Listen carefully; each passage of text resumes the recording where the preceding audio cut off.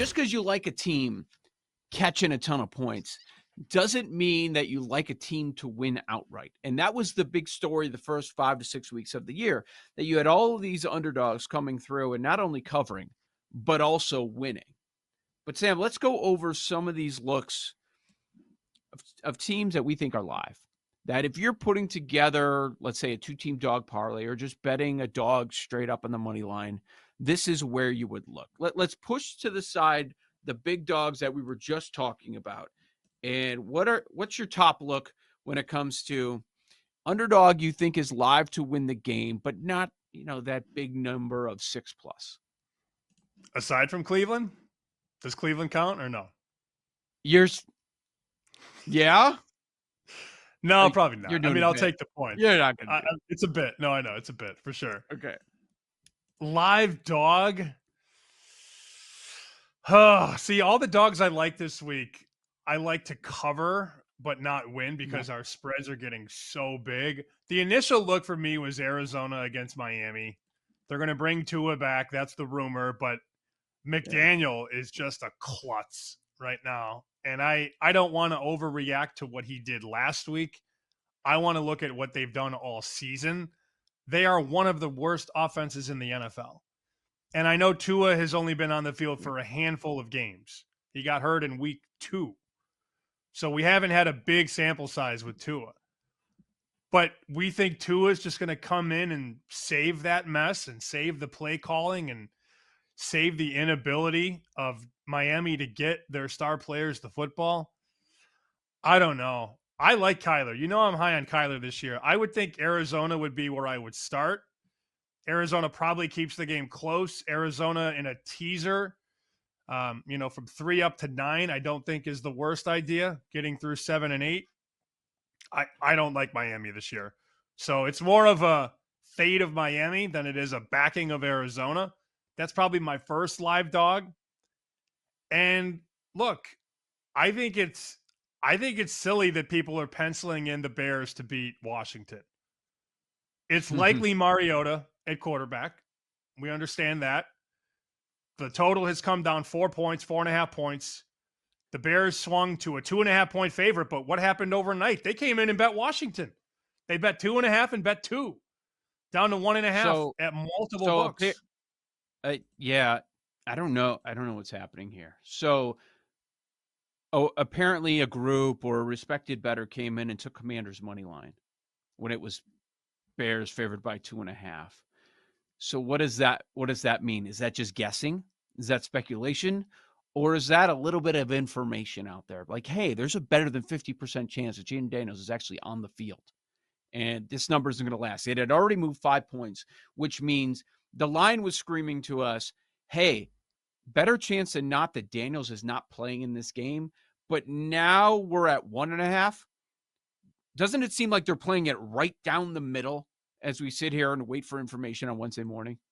Definitely. Because if Daniels is out, this gets to 3.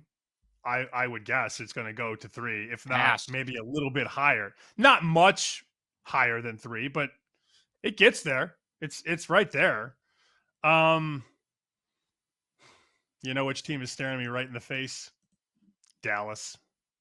Eyeball. Dallas getting 4.5. I know.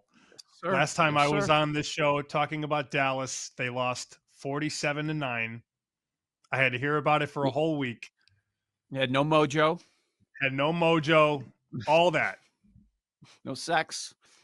Are you laying 4.5 with San Francisco right now? Ayuk is out. McCaffrey's getting his knee cells regenerated in Germany. Defensively, they're a mess. They have 3 Pro Bowlers hurt. Their offensive line stinks. Purdy just threw 3 picks. Yep. It's not so much that I love these dogs. It's more that I hate these favorites. Okay. I get you. Yeah, with the Commanders thing, it's all about Jaden Daniels. I wrote down Cowboys here. If I'm talking about dogs that I can see winning outright, yeah, Dallas. Dallas, who's been better on the road, by the way. This game at San Francisco, the number 4.5. Dallas that had to sit there and listen to everybody kill them for 2 weeks because they are now coming off the bye. and the Niners are beat up. And it's not only Ayuk gone, and it's, still CMC, and it's still Hufanga and Hargrave, just all these names. Kittle's hurt. Don't know if he's going to be out there. And Debo had to go to the hospital with pneumonia. People are making fun of him because saying he was sick and, oh, you got a tummy ache. And then it comes out he's got pneumonia. Yeah, he's in the hospital. So why don't you chill on that for a little bit? So they might be without, well, they've been without CMC for quite some time. But offensively, receiver 1, receiver 2, RB1, and your tight end. Who's left? And they're favored by 4.5. And they're missing a few key cogs on the defensive side of the ball, too. How do you not look at Dallas? Plus 4.5 to be live to win this game. So Parsons came out the other day and revealed his own injury update. He says he's optimistic that he can hit the field against San Francisco. He said it's still up in the air, but he's feeling good. He's doing everything he possibly can to get back on the field. That would help. That would help the Dallas side of things. The reality is, though, if they rule Parsons in, the 4.5s are gone. So you sort of have to get ahead of that. If you think he's going to play, you take 4.5 now because the 4.5 is going to go away if Micah Parsons gets ruled in. I mean, it's already 4. This is going to close 3.5, right? This is closing 3.5 this game. You agree? It's coming off the 4.5. Yeah, I mean, it's 4 at Circa right now. It's 4 offshore at several shops. MGM giving you 4.5 minus 110.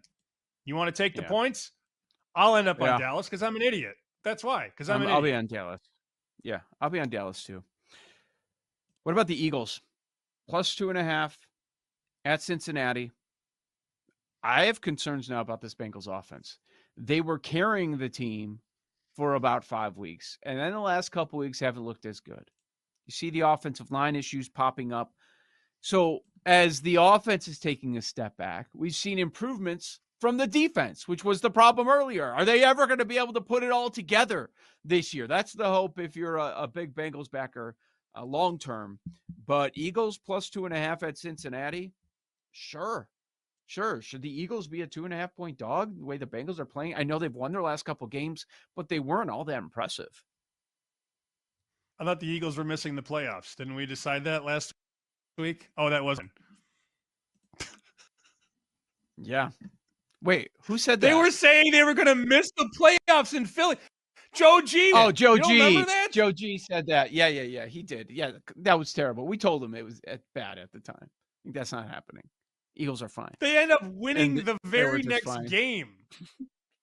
I know. Yeah, everybody was out on the Eagles. Yeah. Will you take them to win? You love the Bengals. I don't love the Bengals. I also don't love the Eagles either. I mean, before the season, we loved both of these teams. Neither are playing to their level.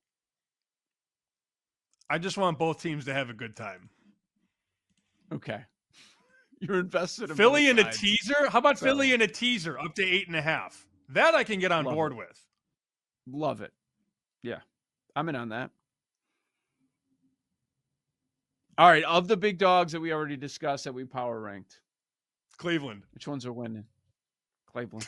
What's the Jameis? Listen, man, if you're going to bet a big dog, to win outright, you take it with the high variance quarterback, right? Take your shot there, because if it's all good, then they could win that divisional matchup. Short week for Baltimore.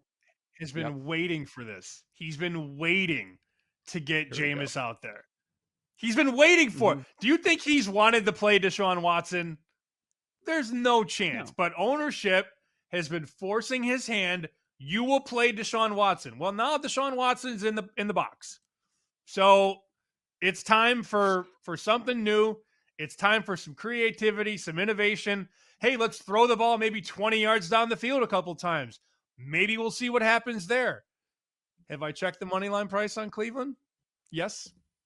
Do I know that it's plus 375? Yes. Oh, man. Mm-hmm. As long as you have it up, what's the Colts price? $2, 205, 215 if you shop around. Oh, wait a Look at minute. that BetMGM difference. 225. Okay, there we go. All right. I mean, the average price is about 205, but BetMGM has 2.25. And a little bit better for the Giants. How much better? Let's see. You can get a Two. 250.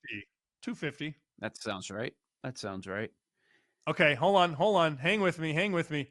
How about a Browns Colts money line parlay? Yeah. How about that? Yeah. I was thinking the same Are thing. you in? Are you in on that? Yeah. Yeah. 13 to 1. I'm in. And wow, that is a monster number. Divisional Yep. dogs too.